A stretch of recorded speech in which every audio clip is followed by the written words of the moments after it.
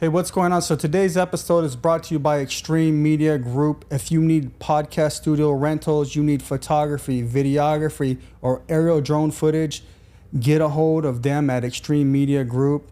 You will not be disappointed. As a matter of fact, this podcast is provided by Extreme Media Group. Me moving here was American flag all around. Like, I had to adjust myself to being American. Why? Because I had to adjust to my surroundings. Mm-hmm. So here's the thing. If people, they don't like it, fuck off. I'm sorry, but go to another country. Try it. Yeah. Like, I'm coming from a place that it's messed up. Yeah. To their own people. Like, if you don't like it, go somewhere else. Give it a try. Give it a shot. Yeah. Because realistically, people keep having these...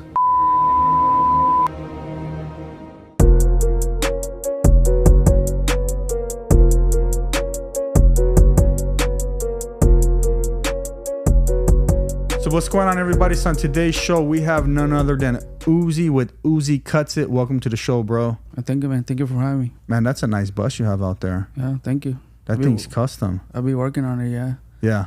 It goes tomorrow to the shop again to get more work done. So when you say work done, what is it? Is it like you're going to put another mirror on it or add some more speakers? What are you doing? So I bought like 3 batteries. They're like 140 pounds a piece. And then an inverter and a bigger AC unit for the roof. Like, it's going to be... So that way it can run. Do you have to have the vehicle on for it to run? Mm-hmm, yeah. So those batteries will help it keep going?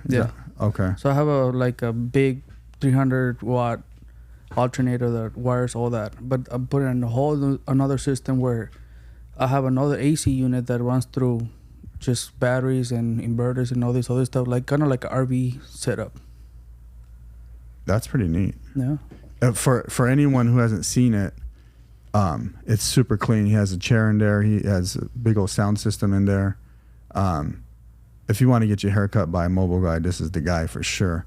So Uzi, I wanted, we know you're cutting hair today. You're cutting for some celebrities. You're cutting for anybody who wants to pay, really. Yeah. And but like, where were you born at? Where'd you grow up at? So I was born in Mexico, Chihuahua, Mexico, Asunción, a small town. So I moved here to the States when I was 14. Okay. Freshman in high school. I didn't know the language or anything like that, but I knew one thing, that I was going to do more than what I was coming from.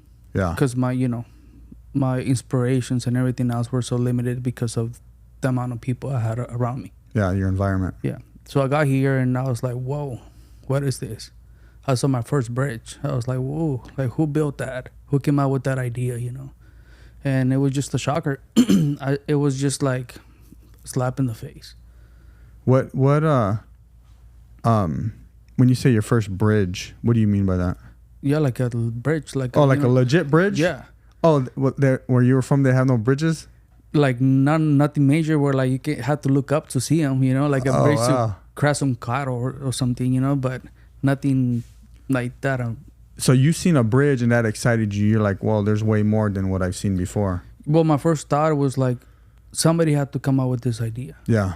To like felicitate the way they operate on either for anything, just for people to get from place to place. So to me, that was like, wow, like a big shocker. I mean, it's more like the ignorance of, not knowing, Mm-hmm. And one of the things we talked about earlier, like the things that hold you back for not knowing. Yeah, yeah. So you come from Mexico. What part of Mexico were you born?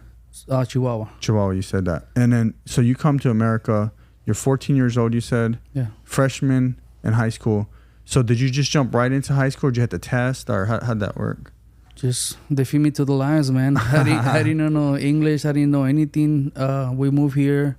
I thought we were just coming for vacation. It was on Easter. Yeah. So when we crossed the border, my dad was like, hey, just tell them that, you're coming out here just to come and check it out and shop or whatever. Yeah. And little did I know, we extended our stay, and then I'm going to high school. Yeah. For like Easter, and then I'm going to middle school for like 2 months, and then summer break, and then high school. I was like, what the heck is going on? Wow. So that's besides seeing the bridge, that's a shocker because now you just left all your friends. Yeah. You left your environment and you're in this new place called America. When you guys came, did you know, like, when you were little, did you know you know, they always say, I mean, I know America's having some challenges right now with politics and all that, religion and everything, but did you know, like, and did you have that mindset yet of like, hey, America's like the land of the free, there's more opportunity? Like, were you guys, like, did you know that? I didn't know any of that. I was really unaware of all these things. And my biggest shocker coming to America, first was the bridge. Second was my first day in school. They did the flag. Everybody stood up. I was like, what's going on? You know, like in Mexico, we do it, but we do it outside on celebrations, stuff like that. And I was like, man, this is really cool. But then again, I don't know what people are talking about because I don't know the language. Yeah. And little by little, I started getting closer to the idea that I had to leave my old self behind to grow. At first, I didn't want to learn the language. I was like, man, like, this seems like these people are saying things backwards, you know, like all my common sense. And I was like, you know what? I don't want to do it. So I hold myself back a year. After that, I was like, you know what? I really have to do it because it seems like my dad doesn't want to take us back. Things were happening back home with my cousins and people like that. And I was just like, you know what? It's not going to do me any good if I don't learn it. Yeah. Yeah. Yeah. Was it a challenge learning English? Oh, yeah. Yeah. It still is. I mean, you're pretty good at it, but I know, like, I've been in construction for a long time, like I was telling you, and there's a lot of Mexicans that still don't learn English.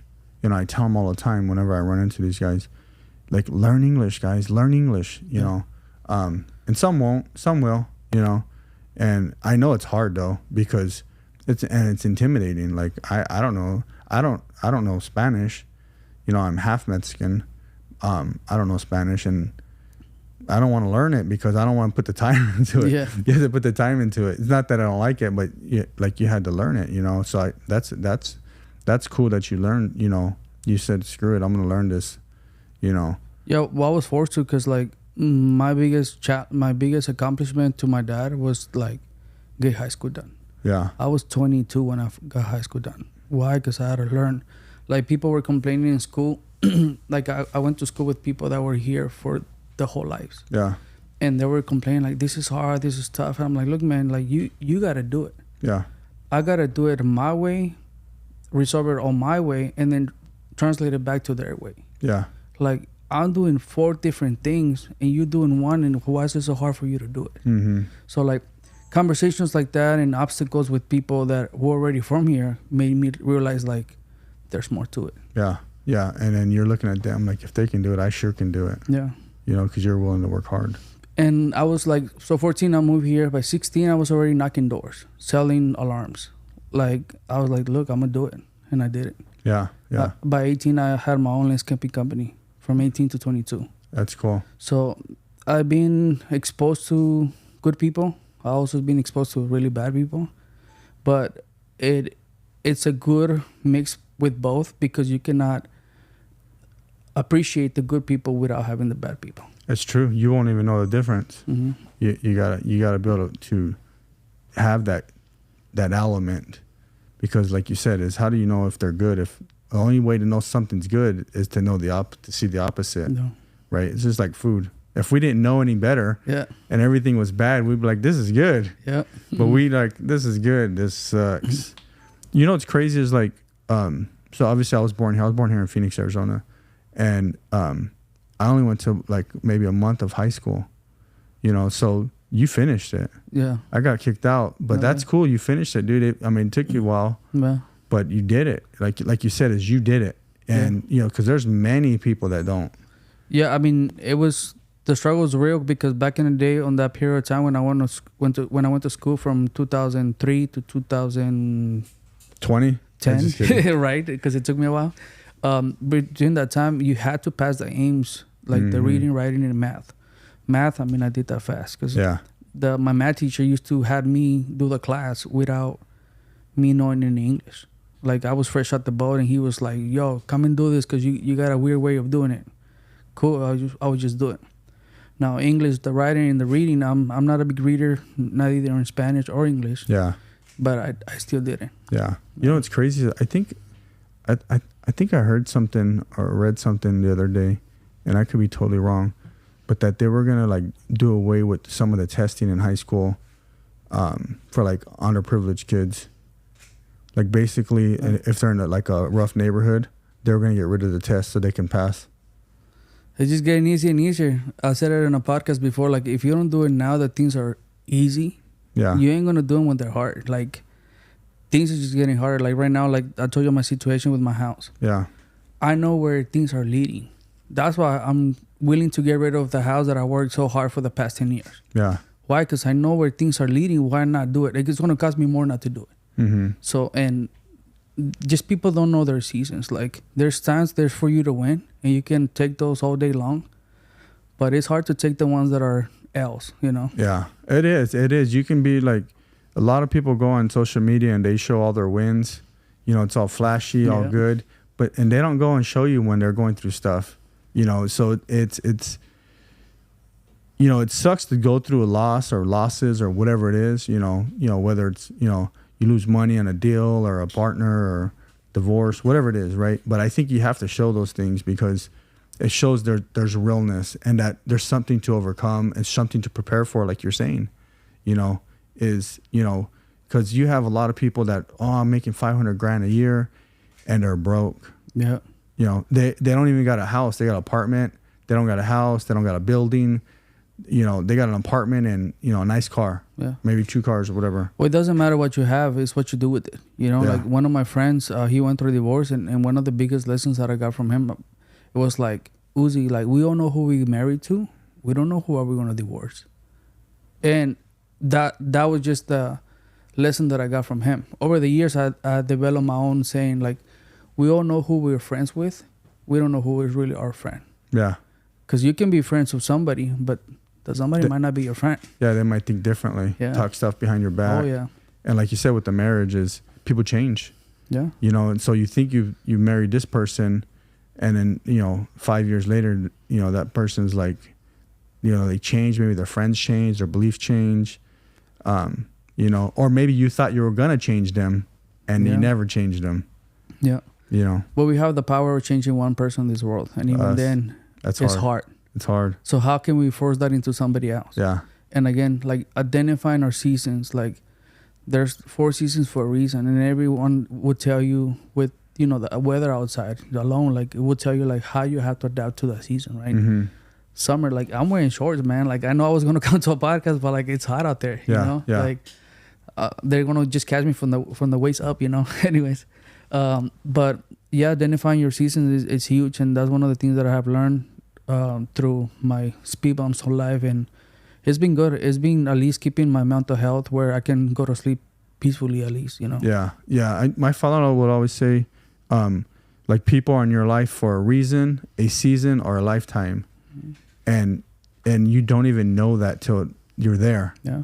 You don't know if it was a season until they leave, or a reason until you catch them trying to use you, or a lifetime when it's 40 years from now. That's when you really know. Yeah. You know what I mean? Like you're saying.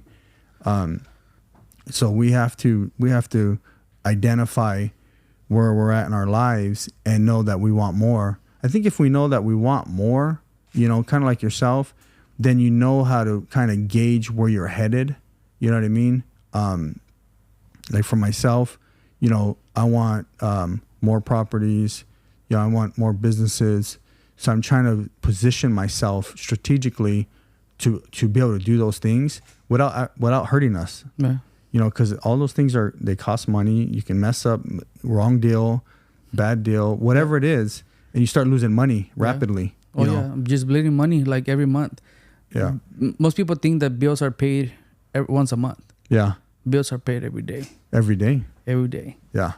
Because like if you think about it, like if you put yourself into 30 different things, not all of them are going to land in the first. Mm-hmm. Only your mortgage. Car payment you can, whatever day you went to pick up the car that day, phone payment, all those things. So if you keep adding, you keep adding. Yeah. You keep bleeding. Yeah. Yeah. So, you know, what kind of deals have you done that possibly have made you bleed? Oh, a ton. Because I know you're entrepreneurial. I would like to believe so, but it's like the way it's going is like more like a solopreneur, like, or whatever other term I can come up with it. But it's part of the learning experience. Yeah. One of the things that I had that I have, and I'm really privileged to having this, is a beautiful wife that supports me in every single way I can express myself. That we went through a phase where things were like slightly bad, but not bad at all to where like it would cause anything between us. Yeah. But it made us so strong that after that, like we came together and things started going so good. But how things were going good, like, so they were going bad, and then we snap out of it, and then things were going good. And then we started shading a lot of people away. And one of the conversations I had with her was like, it's crazy because we were projected to do bad right now. But again, like, somehow, thank God that we just pick right up and things are doing good, and all these people are like going the opposite direction. And I was like, you know what? In a way, it's a blessing that we have these people kind of like shading away from our lives, because if they do that where things are good right now, I'd rather have that than have them leave when things are really bad. Yeah, no, it's true. So how long you been married? I've been with her for 10 years. Are you guys married? Yeah, we've been married for about 6-7 years now. Okay, yeah. And you got kids? We got 4 daughters. All girls. She had 2 when I met her, and then we have another 2. So just girls. Nothing but girls in the house. Nothing but girls in the house. That's why I'm always on the road. We have 3 daughters. Yeah, 2 at the house. Yeah. So there's four women. Yeah. No, it's cool that that you recognize your wife. You know, because I think if we're married to a good woman, she'll make us stronger. She'll make us better. We can lean on her. Oh yeah. If we're not stubborn, you know. Like when I get stubborn, I usually make a mistake. Yeah. Because my wife will tell me the answer and I won't listen. Yeah. I don't know about you if you do the same thing. Yeah, that's one of the toughest arguments that we always have. It's like, what do you have to hear from him if I already told you that? Yeah.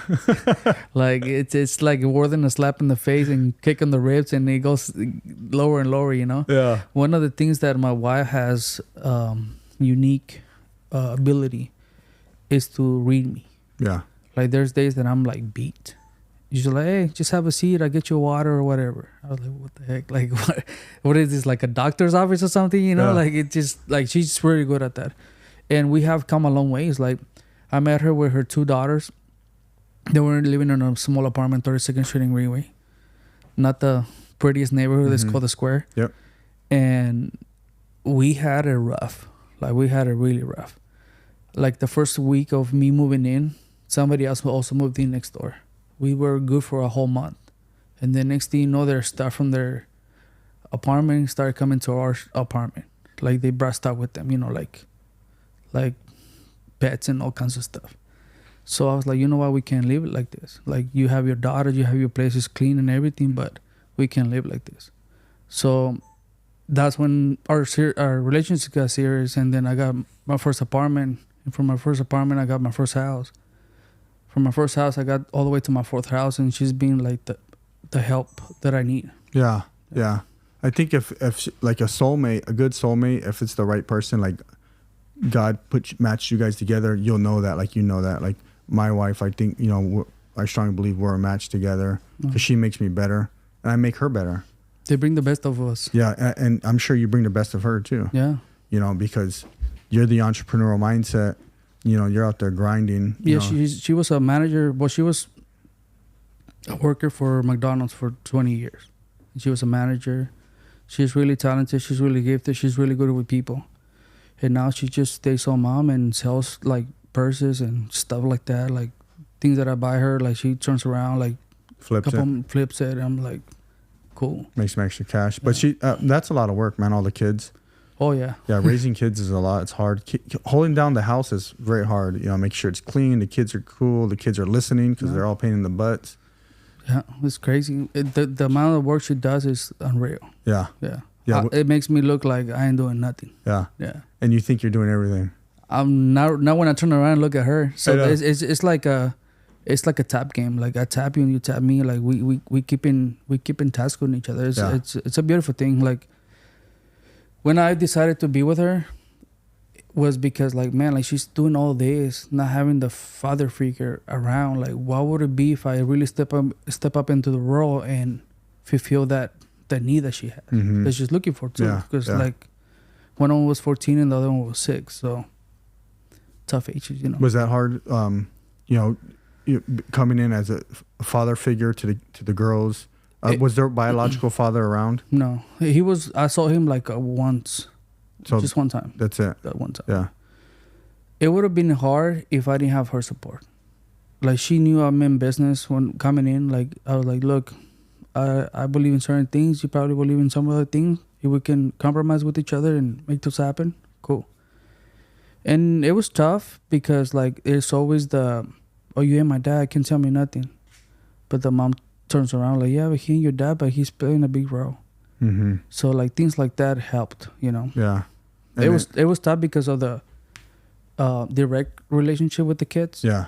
But my wife's support was tops it all off. Yeah. So the oldest one's what, 24 now? 23. Yeah. 23. Yeah. And how old are you?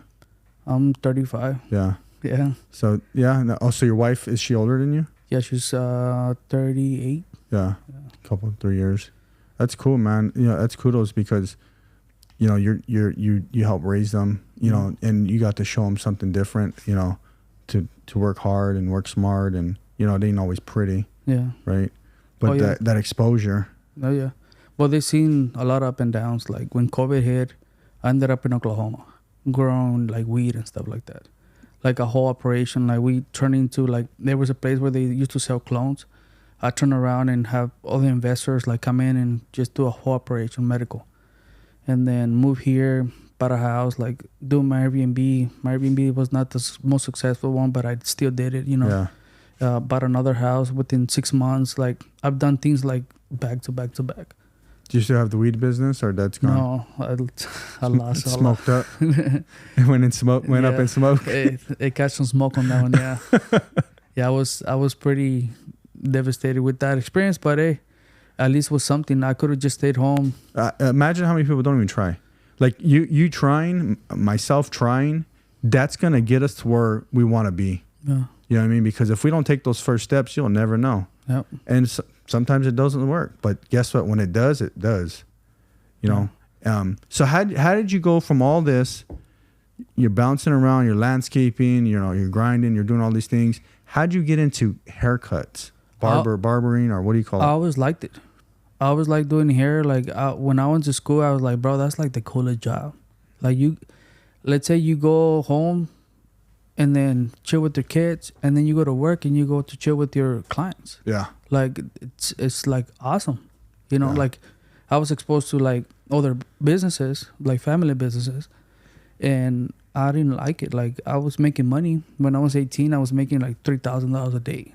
Like, I was making $1,000 a day, like, no problem. But I was miserable. It got me my first marriage. Like, it was just bad. Yeah. So at what age did you start getting into hair cutting? I was 23. 23. You went to the barber school? So I moved to Denver. My first divorce, I went to Denver, and I started cutting all my cousins' hair. And then I was doing landscaping over there. So you're like, hey guys, I mow lawns and I cut bushes, so let me cut your hair. Yeah, I trim bushes and I can trim you up like a bush too. You know, I can trim that bush, you know. And I just got tired of, you know, the same thing, and I had a motorcycle accident when I was 12. So my ankle was pretty messed up for me to be climbing trees. I did it and all, but at the end of the day I was like, man, this pain is killing me. So I only did it for so long, came to Phoenix, and my dad got deported. And I was like, man, like, do I keep doing this landscaping stuff? Like, yeah, like, I'm in charge of the whole household, but I don't know. Like, it's just not. Was he doing landscaping as well? Yeah, he was doing landscaping. Okay. Yeah. He had his own truck. I had my own truck. Like, yeah. But when he got deported, I was like, I don't want to do this. Plus, he ain't here no more, so he can't really tell me anything. As messed up as it sounded, and I was like, you know what? I'm going to go do this hair stuff. And then I traded doing $200 an hour job for a $200 a week job. Yeah. You're talking about when you got into barbering to cutting? Because you didn't have any customers or nothing. Yeah, it was tough, man. Yeah. But I asked my mom, like, how much money you need a week to, like, have us, like, go by? Because she was, like, really into numbers, like, hey, how much we need for... Yeah, the bills. Because my dad was, like, pretty stretched with the dollar, so... Yeah. Did he come back? He tried a couple of times, but... So he never came back? He never came back. So she moved on? Yeah, they were getting divorced anyway, so he's drinking probably. He could probably just, I mean, is the border still open? I think he can walk back through or something. Oh, they got the green lights right now. Yeah. They got what? Green lights. They're allowed to come over? The lights are green right now. Kamala's taking over, bro. Yeah, well, the borders are. I was just in Mexico, and the custom guy goes, "Hey, you need better documents than this." Because I just show up with my certificate. Your barber license? Yeah, my barber license. I'm like, bro, at least I got more paper than the guy hopping the fence right now. Like, no disrespect or anything, but like, these are legit documents. Yeah. He just looked at me like he wanted to do something, but like, can't. You ain't gonna let me to my own house? You know, like I went through already the struggles of documents, get yourself, you know, a citizen or whatever. And now you're still gonna give me a hard time? Get out of here. Yeah. My wife hates it because I just fixed her papers, so she has a green card. It's just like, they're gonna take it away. I'm like, they ain't gonna do it. No, if you don't do nothing wrong, you just gotta pay your taxes. Yeah, you know, just taxes. I even tell the legal dudes, like, just pay taxes. Figure out a way to pay taxes. They'll leave you alone. They leave you alone. Once you start paying taxes, they leave you alone. Yeah. That's it. If you do the right thing, they'll leave you alone, which I'm okay with. If you do the right thing. Do the right thing. Do the right thing, right? That's funny. So you haven't seen your dad for years or what? I see him. It's been a year that I haven't seen him. Yeah. He got kidnapped and pretty beat up, and he seek for asylum and stuff like that. So we had a falling off a little bit. And I just don't go see him because it's pretty dangerous out there. Oh yeah, if he's getting kidnapped, bro, he's over there with the cartel. Yeah, so I'm not about to play pass that. on that, man. You accidentally get killed because of him. Yeah. I knew somebody that this is a long time ago, and he was involved with the cartel, but here in Phoenix, and they found him here. I don't know how this is on the news and stuff, so I'm not like snitching on nobody. I don't even know who the people are. Yeah. But they found him dead, and like his cousin and his uncle, and they just happened to be there with him. Yeah. Well, it doesn't matter. Yeah. Well, you did them wrong. Like you stole someone's money. Like you already know. Like you're gonna steal a drug dealer's money, a big drug dealer. Like you're gonna die probably. Well, people don't know, but Arizona is like the biggest state for kidnapping and all the other stuff. I was telling Antonio, Arizona Mills used to be the #1 spot, and Metro Center was #2 till they closed it down. Yeah. Yeah, SB 1070 closed the whole mall down. Yeah. It was Arizona was the #1 for child trafficking. They would was I telling you? I don't know if I was telling them, but I was telling somebody the other day.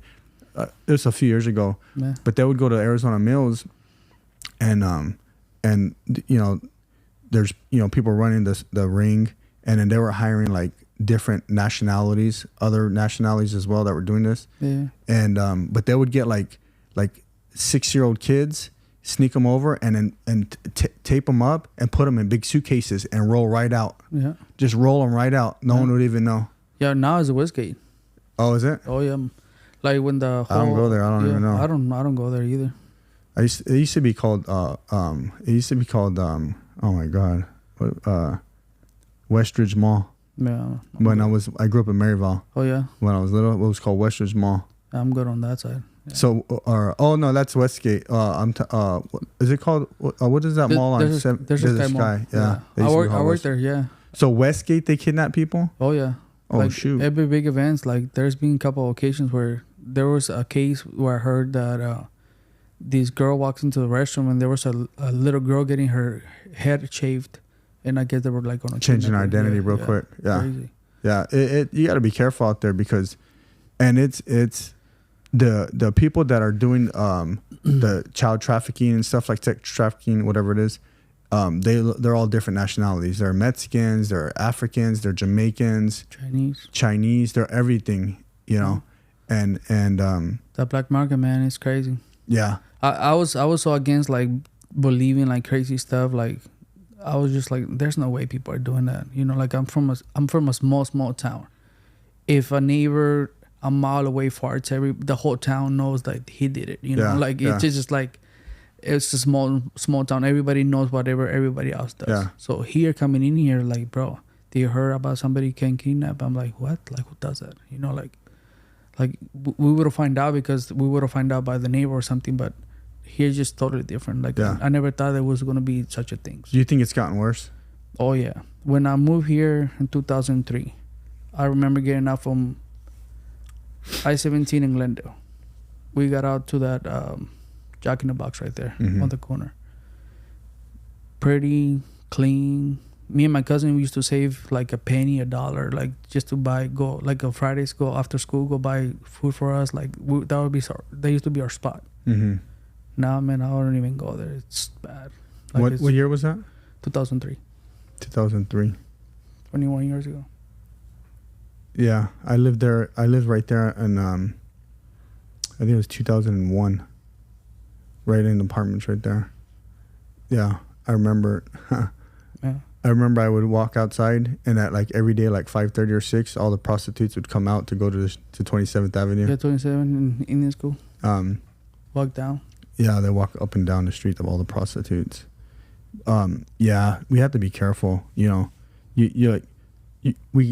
I think we have to have a level of unsurety and a level of like skepticism, you know, and because we can always be like you said, oh, that ain't gonna happen, that doesn't happen. But if you're hearing about it enough, it's happening. It's happening, yeah. You know, and it might not, you might not want to believe it's happening, but it's happening. See, like, you know, as a parent, you have to watch your kids. You got to be sure, like, you got to put them around the right people, put them in the right schools, the right environments. Yeah.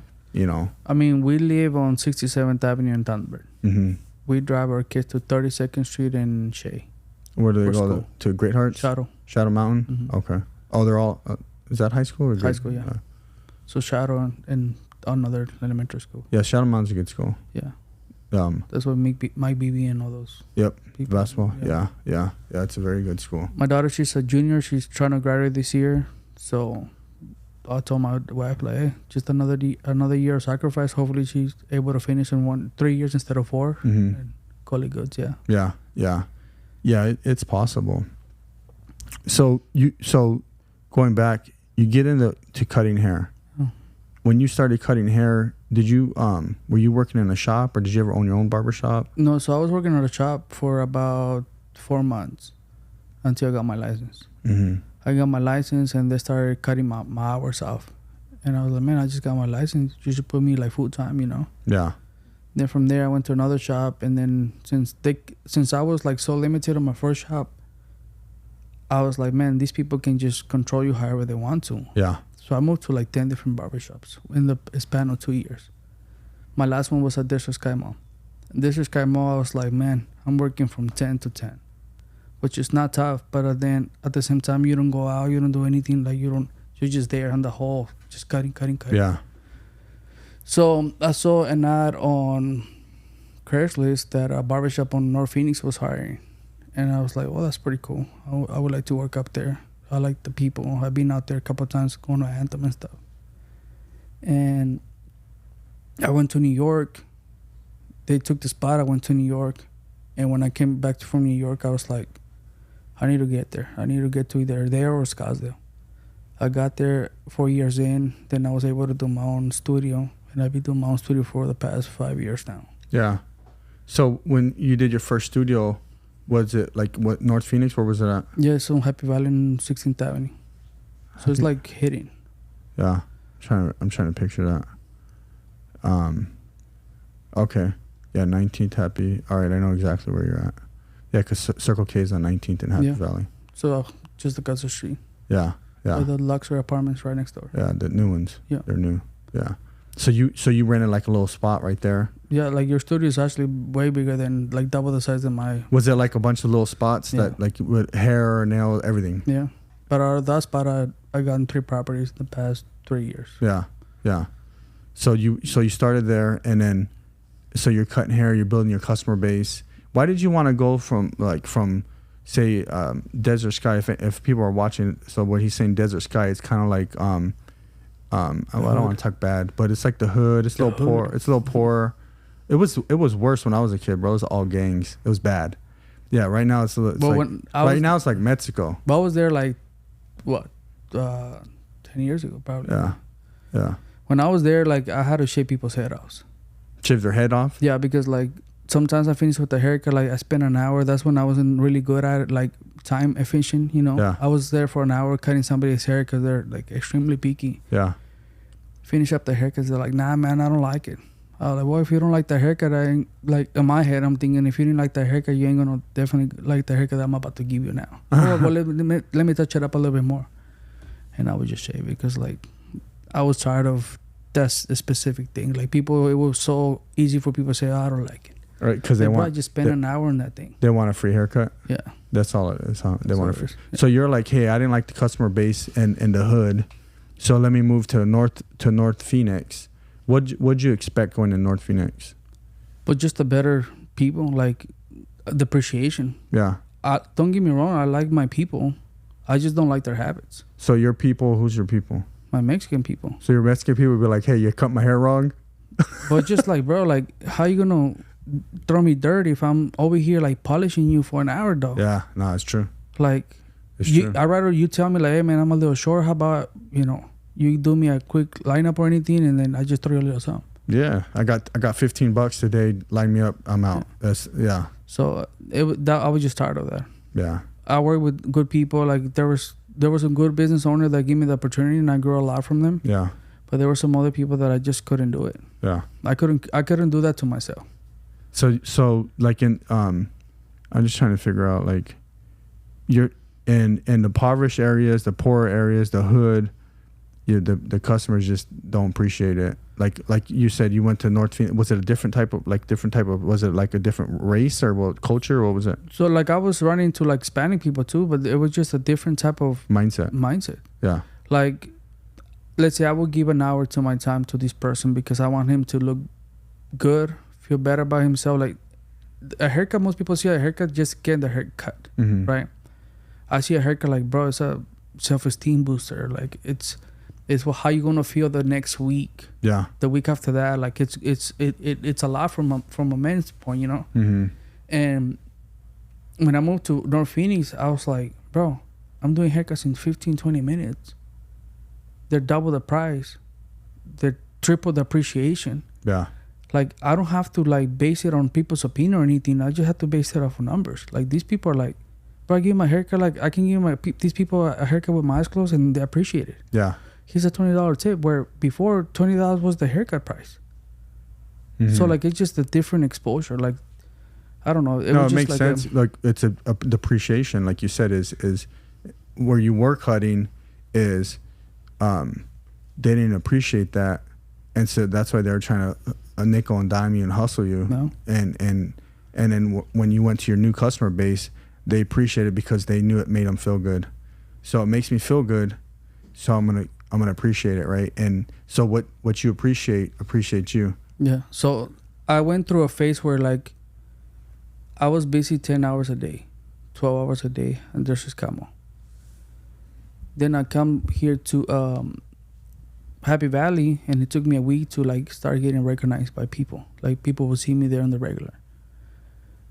About a year and a half in, I was already booked out for a week.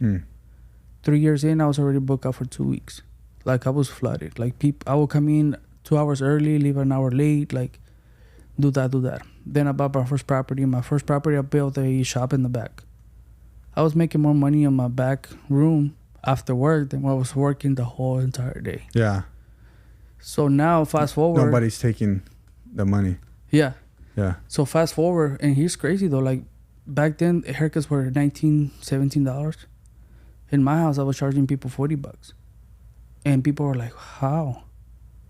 How you charging them $40 if you don't get your cut no more taken away and stuff like that?" I'm like, bro, because I'm taking care of you in my house. Like mindset shift was like there from day one. Christopher Furno was the guy that inspired me to like, this is how you have to do it, Uzi. You are thinking that $20 a haircut is good. Yeah, I'm gonna give you $100. Tell me how that feels, buddy. Yeah, yeah. I was like, what? Like, bro, it's the same haircut that I'm giving you at the shop. Yeah, but since you're doing this, here's $100. He was my first $100 customer that was consistent, and not only the money wise, like aspect of it, but was like a lesson with it. Yeah, like it had some small print on the $100 bill. Then from there, I met the twins and with Andy, and then it kind of like the same resemblance with my studio with my shop, the studio, and then my studio to the bus.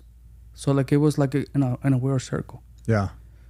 These people were coming to me, giving me $100. So I was like, if I build like a bus or something, I'm sure they would pay me more. So they're the ones that come out with like the pricing and everything. They take care of me, and it just worked out. Yeah. So knowing your customer base is super, super important. Yeah. We think we have to be the cheapest, right? But it's a matter of what customer you're going after. Yeah. It's so good because so many people out there, they don't know who their customer base is, and so they're basing everything off the next guy, right? Well, rather than the next customer. They get lost in the transaction. Yeah. Instead of building the relationship. The relationship. Like these guys, they would drive 45 minutes to come see me. How many barbershops do we have to pass to come see me? Yeah. There's some other barbers that are really more talented than I am, and I'm aware of that. But I don't sell. Bro, I think you're the best. I'm on the best on providing a service and providing this, but like there's people that are really talented and skill, Yeah. I try to do my best, but I know there's a lot of people out there that are really, really, they're nice with them clippers. Yeah. No, it's true though. What the self-esteem is. I go every week, every Saturday. My hair grows really fast, and I got a lot of gray hair now, so it makes me look. That's the wisdom. It makes me look even older. So I'm like, I got to keep it trimmed up. Yeah. Very, very seldom in the last 2 years have I went 2 weeks without a haircut. Yeah, I haven't got a haircut in a month, bro, because I'm so busy. I'll do it for you, bro. Let's do it. What do you got? Number 1, 0? What are you doing? Yeah. Whatever you want, man. Let's do it. I need a haircut desperately. I'll take whatever. I'll put a little lightning bolt or something. Let's do it. Make me go faster. I'll take that. Flash. Yeah. Yeah. So you went from the studio in North Phoenix. Yeah. I live in North Phoenix. Then you built a studio in the back of your house, right? And then now that led to your bus, which you were talking about. No, so I was working at a shop with some Russian guys. Yeah. Then with that job, I bought my first house, and then I went to open my studio in the back of my house. Mm-hmm. And then a couple of months later, I left the barbershop to just work on my studio when COVID happened. Yeah. And then from there, I went to open my own studio on Happy Valley 917. Oh, okay. Yeah. Okay. I understand now. And then from the studio on Happy Valley 917, I've been there for 5 years. You're still there? I'm still there, yeah. Oh, I didn't know that. Yeah. Okay. So I'm still there. I work there 5-6 days a week. The bus, I just do it one day at the Lansdowne. And I mean, things are pretty good. So you go to the studio or you're driving the bus, right? The bus, what are you charging for your customers? Like, what's the base charge? I'm sure it changes depending on how far and what they want and all that. What's base price is $150. So $150, you go to their house. Yeah. Is that like, what if they're like, you live down the street from here. What if they're in Queen Creek? Is it still $150? Well, it depends on the distance and the time. Like sometimes, if it's not too bad, like at the end of the day, I'm not doing anything. Yeah, I got you. Take care of you. Yeah. But if it's last minute, like it's out of the way, it's like $200. Yeah. It goes up. Yeah. Which is convenient though, because like, I mean, say you're gonna go out on a date, and you need a haircut. You just didn't have time to get a haircut because you've been working your butt off. Boom, you call Uzi, and he's at your house cutting your hair, and yeah, maybe it's $150-$200, but now you look fresh for your new date. Yeah. You know what I mean? Close some deals. Yeah. Yeah, close some deals. You gotta look fresh, right? And the price is not something that I come up with. Like I base it off other people's, experience. What they're willing to pay. Yeah, what they're willing to pay. Yeah. Yeah, and it's the time, like you said. So if you think about, if you're listening to this and you think about the time you waste, right? So the haircut's gonna take 30 minutes to an hour, right? Depending on what it is or whatever. You're probably 30 minutes in that range, 15 to 30 minutes, probably a lot. 30 minutes a customer. 30 or 45. Yeah. So just say you're allot an hour for your haircut, right? Then you got to drive 45 minutes. You might as well just call that an hour. Yeah. That's one way. Yeah. Then you got to drive back to where we're at. So you could possibly spend 2 to 3 hours of your time plus paying for the haircut. Yeah. That's why they're willing to pay $150 because it's 3 hours of their damn time to go get a haircut. You know what I mean? Both identifying the worth of your time, not so much what you're paying. That's what I mean. Yeah, it's time is money, and when you're making money, time is valuable. You need more of it, right? So you have to buy back your time, and with services like you provide, it buys back our time. Yeah, like I saw a line somebody said a line that like, look, you have a watch to tell time. Yeah, I got a watch to tell you how valuable my time is. Yeah. So like it's just perspective, like I had to change my mindset first of anything to be able to raise those prices. I can show up to my people. Like I get my bus detail every single week. That alone is $600 a month just to get a detail. Because I got a guy every single week on a Sunday. He comes in. By the time either Monday or Tuesday, Wednesday, those are the days that are busy on the bus. It's clean. Yeah. So. It looks good, man. Yeah, thank you. It's really nice. Yeah, appreciate that. So we're gonna get you some more business. We need to get you like another Lions. Is it called Lions Den? The Den? What Lions Den? Lions Den, yeah. Andy Elliott. Andy Elliott. So do you cut his hair? He has no hair. I cut his son's hair every week. I just wanted to hear that. Yeah, he's bald as shit. Yeah, he's bald. He just shaves that thing probably, huh? Yeah. Does he do it himself? I think so. Should we ask him? I'm gonna ask him next time. Hey, what's up with that, bro? You want me to shave your hair, bro? Like, tell him. Yeah.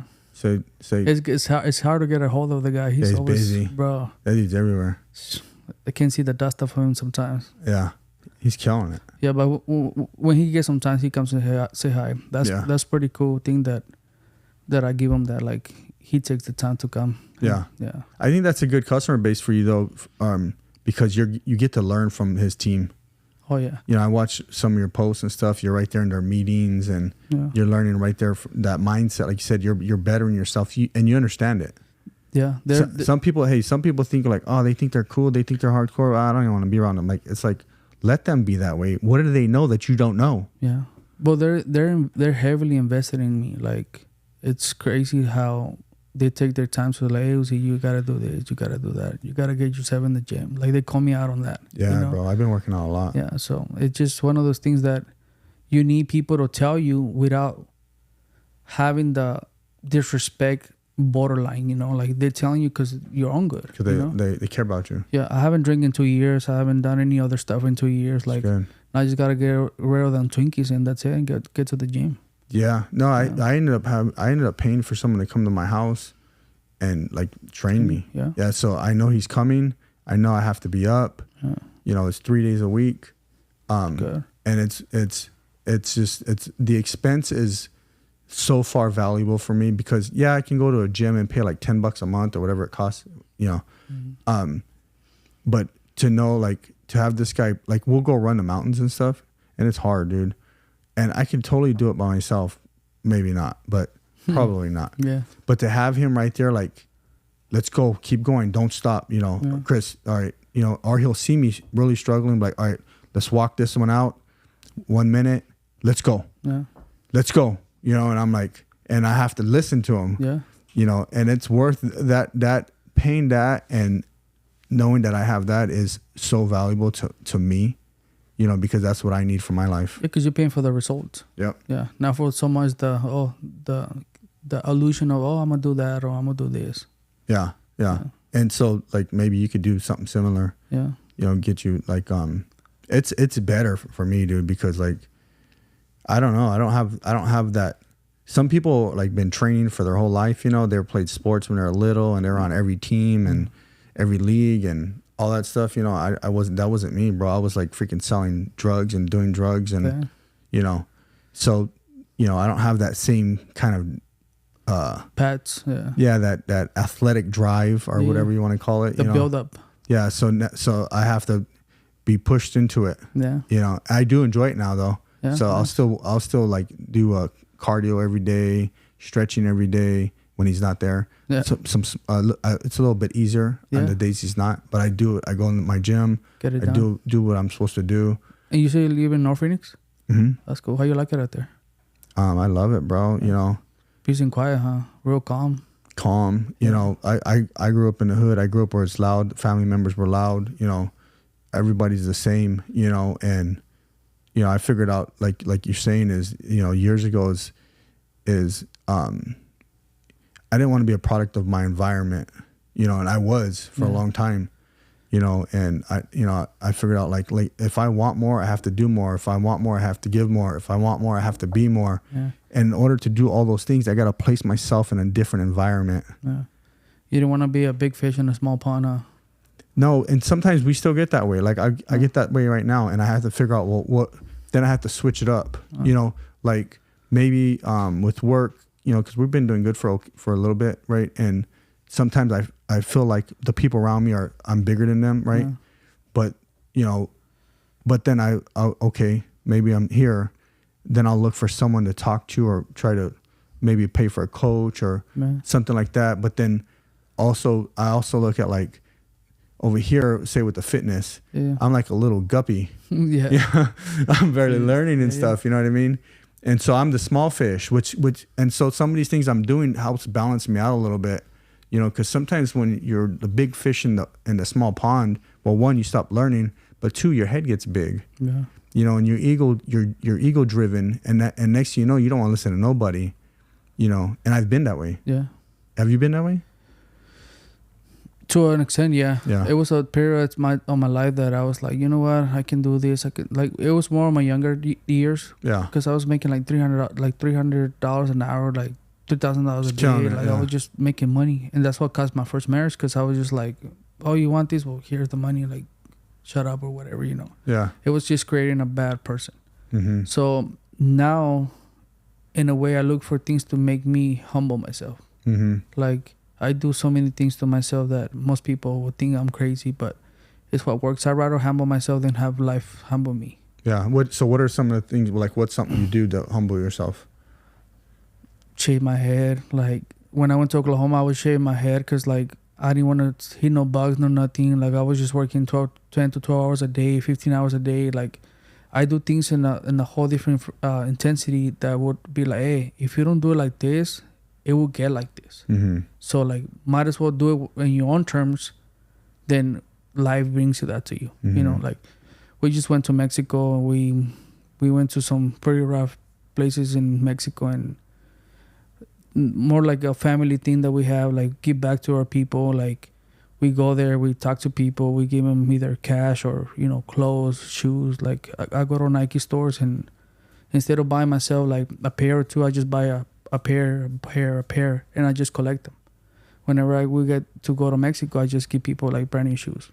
Oh, that's cool. Yeah, that's my thing. So that's good. Those things are like, they're like touchy because like me growing up, like I have a lot of shoes because of like a trauma, like little. Yeah, you didn't have none. You didn't have none. Yeah. So now, like instead of being more selfish of me, like just be selfless and fulfill like people that don't have, they're less fortunate. Yeah. Yeah, that's good. You giving like sowing seeds and giving to people. That's so powerful because those seeds you're planting, they'll grow. Yeah. You know what I mean? But just like, man, like we so privileged. We're so like spoiled. We're so like ungrateful majority of the time for the things that we have. Like it's like that's the thing that life has brought up to me right now. That like, bro, you have it so good and you're still complaining. Like, what the hell are you doing? That's most Americans. You're American now, bro. that gives me my certification, huh? You become a complainer. You're American. Yeah. So. Yeah, unappreciative. Yeah. It's true though. We have like when you're blessed and you're able to receive things and you worked hard for what and you're eating better. Your house is cleaner. You got nicer furniture. You got nicer cars. Whatever it is, right? Multiple houses, whatever it is. You like the wants become more. Yeah. It becomes more of a want than a need, right? And that's where you get some people be like, you shouldn't need anything, you should want everything, right? I think if you got to have a balance somewhere because you don't want to get your head whacked, because you're so ego driven and you become selfish, because when it becomes about only want is when you start to become really selfish. Yeah, well, it's easy to, if you really think about it, it's easier to get all the things you can buy with money. Yeah. Because you can just buy them. Mm-hmm. But like I'm in a point of my life where like I told my wife, like, look, we worked for this house for 10 years. I don't even want it no more. Yeah. like as stupid as that sounds, like I don't like this is something I work so hard for. I don't even want it anymore. I want to be able to like travel with you, my kids, like have things that are fulfillment. These stuff, I bought 2 houses in 1 year, and that didn't do anything. That didn't even spark nothing compared to like giving a pair of shoes to somebody that have no shoes. Yeah. Like it just the comparison into like the fulfillment as a person, feeding your soul. Like I'm so against tree huggers and all these other stuff, like weird people, but like in the same way I catch myself sounding like one because those things are the ones that fulfill you as a person. If not, what are you doing? I thought you were going to say you catch yourself hugging a tree. If I have to, if it's going to bring me be a better person, I'm going to do it. You were smoking on some a long time ago. Yeah. No, it's true. So do you guys go to church? No. You guys don't? Nothing, huh? Nothing. My wife is Catholic by, yeah, from years ago. By default. Yeah, by default. Yeah, by me, I'm born Christian. I was raised in church and everything. Yeah. My first marriage didn't go the way I wanted it to. I was young, and that just what did it to me. I haven't really got back to church or anything, but I'm still a strong believer, and I do my part. Being more than a spectator at a church, I do my part outside of church. Yeah. Church is good though for like especially the young ones. Yeah. It gives them something to believe in, something to hope for. Yeah. There's a lot of besides all the biblical principles and scripture and all that stuff. Foundation. Yeah, it's a good foundation, because you kind of know what's right and what's wrong. Not to say everyone in church is right. There's a lot of bad people in church and bad people everywhere. What about politics? You pay attention to world news and politics and all that stuff? So I had a situation with a customer. Yeah. He was one of my wealthiest customers. Your wealthiest customers? Yeah. This guy would donate thousands of dollars to Donald Trump when he was going to be elected the first time. Yeah. And we had an awesome relationship with this guy until that time. Why? Because of his choice. He was like, hey, Uzi, so what are you going to do now that Trump is going to be a president? I don't know if he said it like, Was this back then or now? Huh? When was this? When Trump was going to be elected the first time. Oh, 2016. Yeah. So he's like, well, what do you want to do now that Trump is going to be elected? I'm like, look, man, Obama, Bush, any of the other presidents got out for me to come and cut your hair before, or even go look for the bread of the day. So what difference is it going to make? Mm-hmm. I'm still going to come in here and look forward to cut your hair next time. But if you don't want me to cut your hair next time because Trump is going to be a president, that's going to be on you, not on me.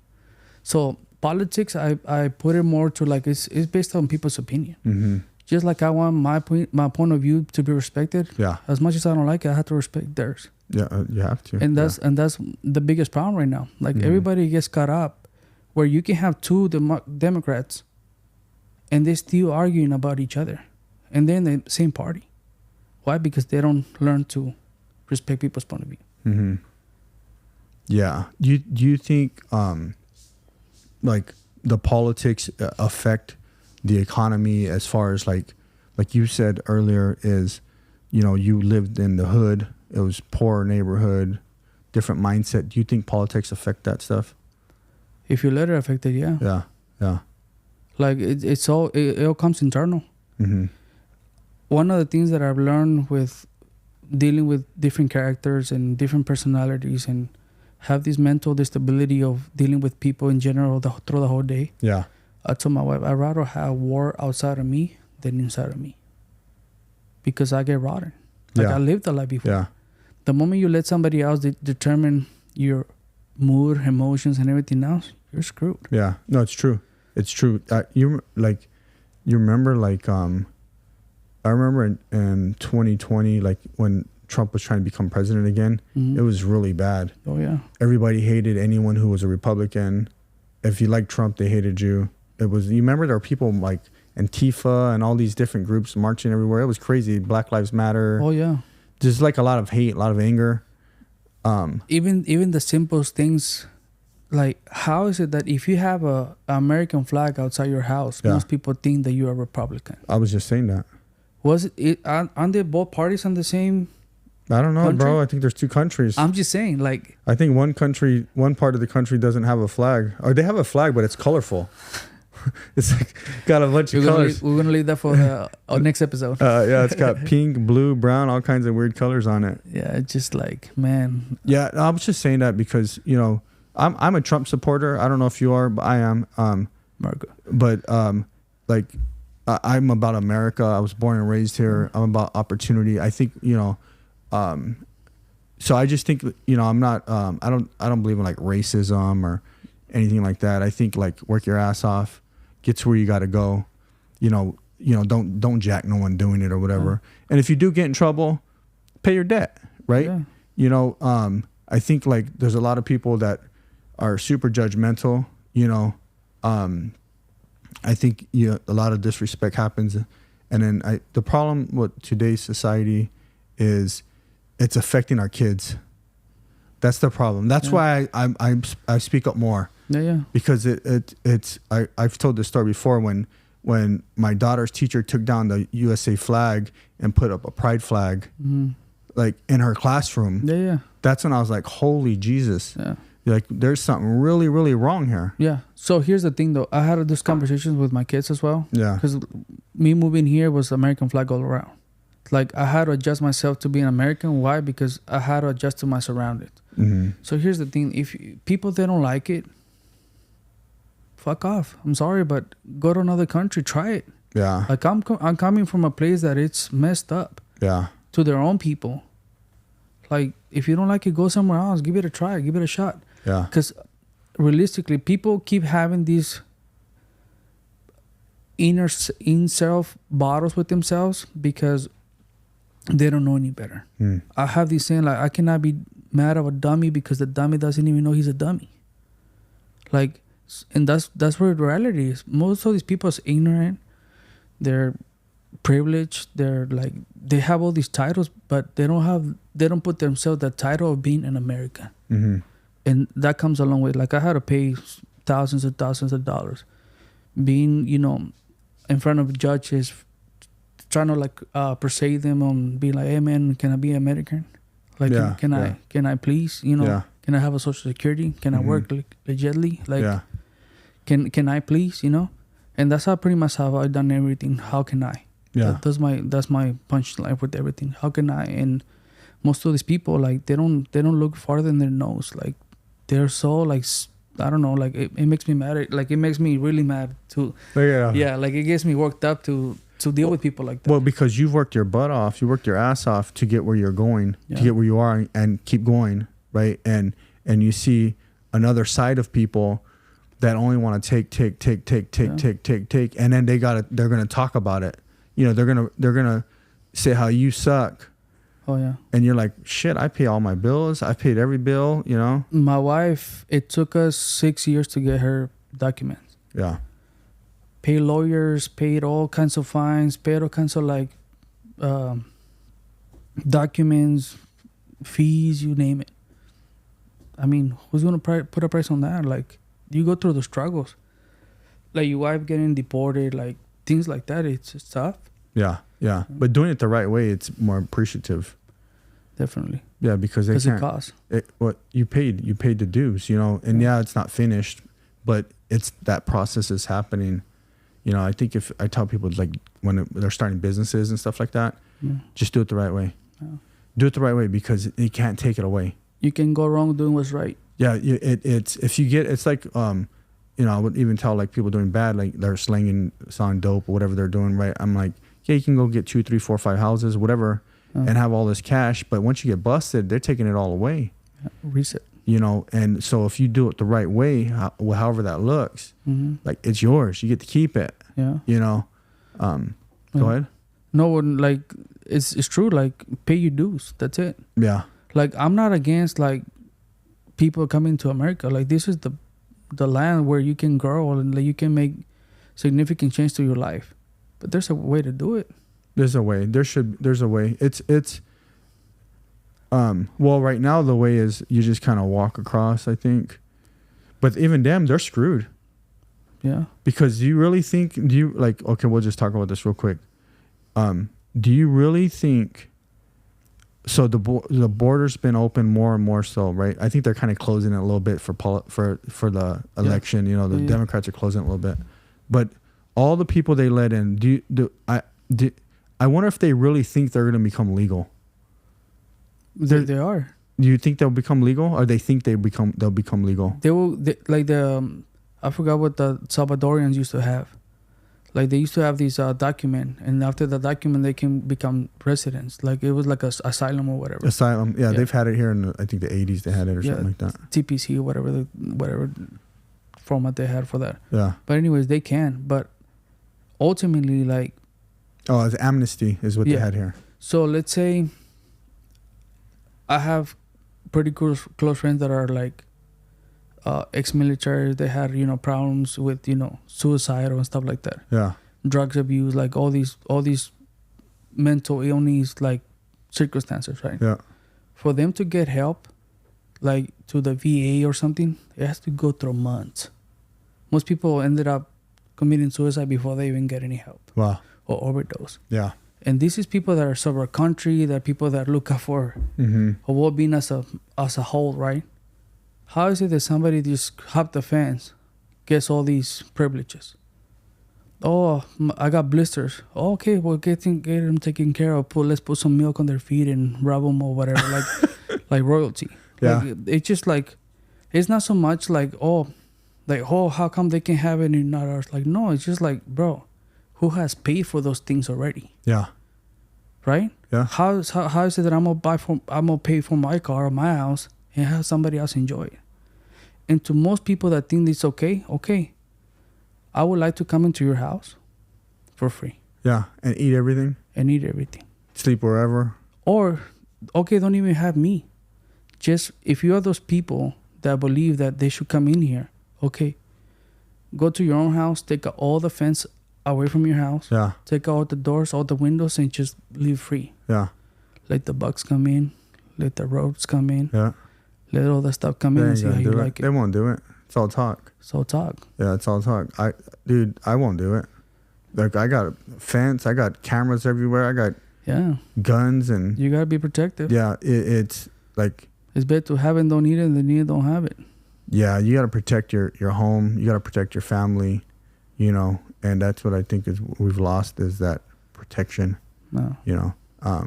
So we have become our worst enemy. Yeah. That's as Americans, we have become our worst enemy by not speaking up. You have to speak up. Bro, I'll go to Lifetime on 67. I think I'm gonna get kicked out of there. Because honestly I do, because I see people, hey, those are your towels, pick the shit up. Oh, I know. I tell people all the time. By Happy Valley? Yeah. Yeah. Like, I think I'm gonna get kicked out, and if I ever come in the news, it's because of that. Like, the guy that's telling other people to pick up their stuff. Like, it just drives me crazy. Yeah, no, I can't do it. Yeah, I'm the same way. Like, I'll walk in the office and I'll see like a piece of paper on the floor, and I'm just thinking like my whole team that works here in the office just walked by this damn piece of paper. Yeah. And too damn lazy to pick it up. One of the things that I have experienced, and this is not to be on nobody's horse or anything, but like with people that I've been, and I'm not going to call no names, but people that I have surrounded myself with, like even the top people, I've seen them pick rocks out of the way. Kick rocks out of the way. Like that's how much they're people, that if you want to see a difference, you have to surround yourself with the people that do like the little things, you know? Like speaking up, like, yeah, it's controversial, but like at the same time, like I go back to this, like I'd rather have war outside of me than inside of me. Yeah. And our problem is that we have delayed our own success by not saying what's right. Calling people on their bullshit. Yeah, yeah. It's tough. A lot of people don't want to hear it. I don't want to hear it, but I need to hear it. Yeah. What's about the future? You know, the future. You got kids. You're going to have grandkids. You have grandkids yet? No. So your daughter's the oldest, right? Eventually, maybe she'll have kids. I hope. You know. Yeah. And you want your grandkids, your great grandkids to live like a great life, not be like so where it's so screwed up. Yeah. You know, where we're headed. It's and we want to teach them good ethics, like you said.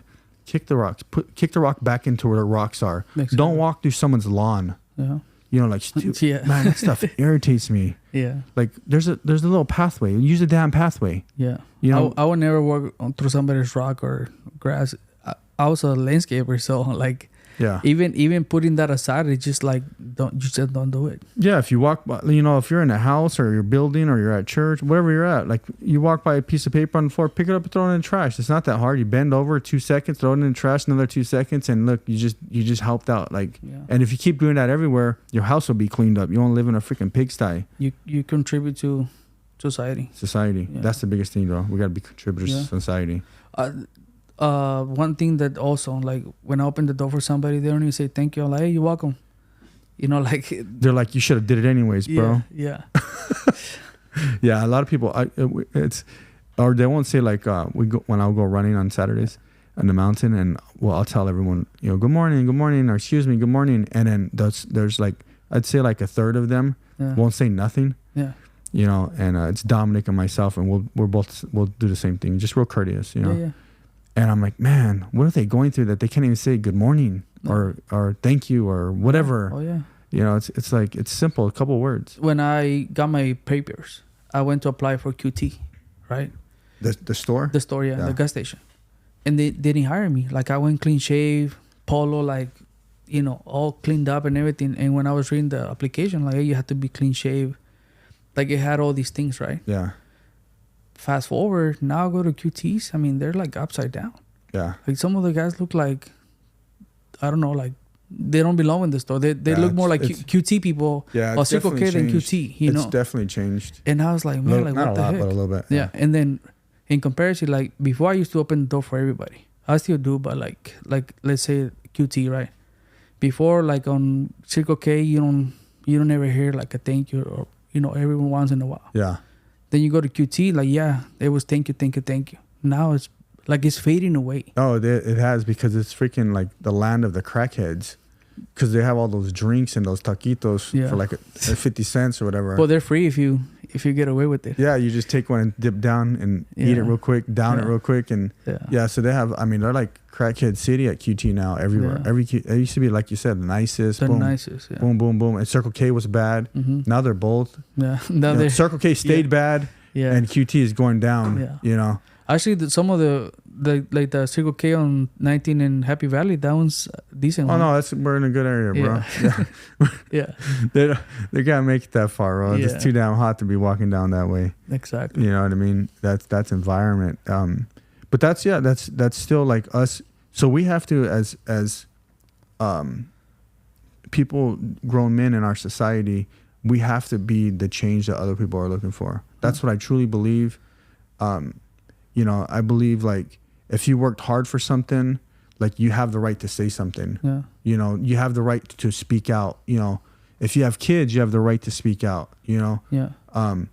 You know, it's listen. If the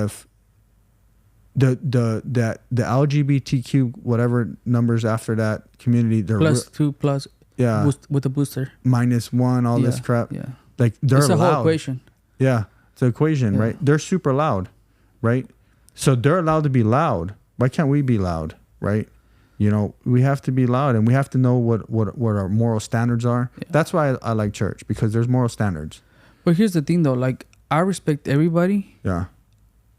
So, like, I respect you, not because I think you're greater than me or anything, because the moment I feel disrespected, I get to demand that respect. Mm-hmm. One of my good friends, he passed away a couple of years ago. Logan Ho, he told me, Uzi, you can never go wrong doing what's right. Mm-hmm. If you ever treat people how you want to be treated, that's the best thing you can do. Mm-hmm. Because, like, if you treat people how you want to be treated, you kind of give them a hint of what type of person you are. Yeah. The moment anything falls underneath that, it's not a good go. Mm-hmm. So, like, why surround yourself with people that are not going to be there for you to be a better version of yourself? Mm-hmm. You need to tap in with people that are, like, inspiring to do better, right? Yeah. I respect people, period. Like, if you're gay, if you're Muslim, if you're Jewish, like, whatever title you want to have, and if it's better yourself, I respect the hell out of it. Why? Because I want you to respect mine. Mm-hmm. So the moment any other things is not equal, what's the point? Yeah. So, like, the problem with everything nowadays is that people don't respect other people. If they want to believe whatever they want to believe, go knock yourself out. But don't try to come back at me and try to, like, put me down for whatever I believe. Yeah. Because I respected what you believe in the first place. I'm just here to demand the same. Mm-hmm. I like it. Yeah. So what do you got? What's coming up next, Uzi? What do you got? You got besides, you know, you got some business transactions coming up. What's the future look like for Uzi? It's up in the air. Like, I have live the life where like I'm doing like a puzzle. Like I want to do like all this and that, and then one thing has to happen for the other one to happen. Right now at this point of my life, man, I just want to actually want to take a couple steps back and see what I have done the last couple of years and learn from that. Yeah. Like I want to go back and study myself. When I came back from New York, I made myself the promise 10 years ago. In May of 2022, 10 years ago, I made the promise on myself that I wasn't going to live the same way. So it's 10 years, and now I want to do the same. Yeah. I have accomplished so much in the 10 years. $1.5 million, almost $2 million in real estate. My businesses, my cars. Like I have, a couple toys and stuff like that. Like I have accomplished those things. But then I want to lay everything down on the table and see, like, look, I have done all this in 10 years. Yeah. Not so much of the value of what all those things cost. Bring back the lessons of every single little thing, and what have you learned to make yourself better now. Yeah, that's good, dude. Yeah, and sometimes we need that. I mean, I did that. I did that last year. Oh, yeah. We hit some challenges in our life and our business everywhere, and after I was done crying, I told the team, I go, I'm taking it back to the old school. Yeah. I'm taking it because what happens is we forget what got us here. Yeah. And we think we're the big shit, you know, and until we get whacked, yeah. But I'm glad you're doing good. Like you said, like perspective, take a step back and now you can see a little more, take another step back, you see a lot more, so sometimes we're so caught up in that zone that we miss everything else around us and we miss it all, so get that perspective. As we close out, what do you I want you to say something to the audience, a good nugget, because there's people listening that whether they're young or old, not only haircuts, but entrepreneurs, what do you want to say to them to make that next step in their life? So simple, man. I go by the 7-letter rule in a 3-phrase sentence that can change your life. What's that? How can I? That's it. Like, how can I? How can I get this? You are one question away from changing your future. Mm-hmm. I came here with no English, but I asked my teacher, how can I pass the damn test? Yeah. Get me qualified for it. When I went to barber school, same thing. Get me qualified for the test. Don't teach me whatever you teach all these bench warmers over here. Teach me what I need to do for the test. Mm-hmm. When I bought my first property, I got introduced to a loan officer. He didn't work out because I was asking him, how can I? He wasn't giving me the answer. So you have to be really specific with your answer, right? Yeah. With your question, I mean. Be really selective with your question, who you're asking, what the answer you're getting, and be coachable.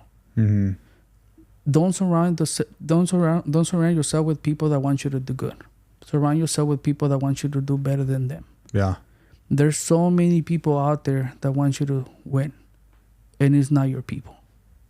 Definitely not. They're definitely not the closest.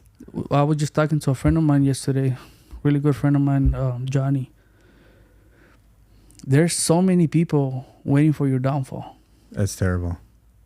Like, it's crazy. It's usually the closest people to you. We had a conversation yesterday that was like, bro, like there's people waiting so much on your downfall that it's not even funny. And like, we don't even have anything, right? Like, we working our way up. Mm-hmm. Like, yeah. You get a little bit of success, a little bit of goodness. I don't have anything. It's not even mine, it's the bank's. Yeah, I know. But they see it. They see it on social media, on Instagram, and then you start getting haters. But like, it's worse. You know what? People that hate the most, there's people that can do the most. There's people that have, they're talented and gifted by God himself. Mm-hmm. And they still do anything because they're so caught up counting somebody else's pocket than what they can be on their pocket. Mm-hmm. Yeah, they're looking at everyone else instead of themselves.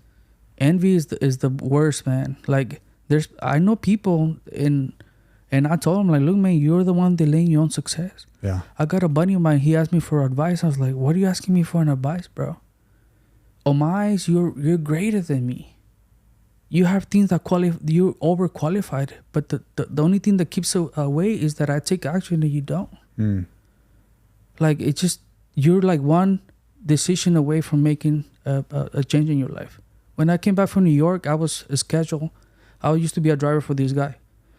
He took me to New York. From New York, he was going to take me to Miami, Chicago, like all these major cities, because I was his driver. And I was like, you know what, man? Thank you so much. New York was amazing. I can't go to any more trips with you. I'm like, why? Like, I'm paying for everything. It's not like you broke a dollar from this whole trip. I'm like, I know that. But just like how I know that, like, I don't want to be on your dime. I want to have my own. Like, the inspiration is there. So if you have people that you can surround yourself with and do more, why not do it? Yeah. Totally. Most people take the definition of taking advantage of in the wrong way. Most people say, oh, he took advantage, so he screwed him over. No, I want to take advantage of you, learning from you. Yeah. If you can give me a word of advice, I take it. So people are so caught up on their own ways, and they're so short question from making a difference. Yeah. I love it. So ask your guys this question. How can I live my best life now? What does that take? Man, this is good. Yeah, thank you. I appreciate it. I appreciate you coming on the show, bro. I appreciate you having me, man. Anytime. So everybody watching, go follow Uzi. You're on Instagram. Where else you at? Yeah, just Instagram. So he's cutting hair. He's the king of cuts. He's Uzi Cuts it. And I'm Chris Estrada. Go follow us, like us, subscribe to all of our stuff, and be blessed.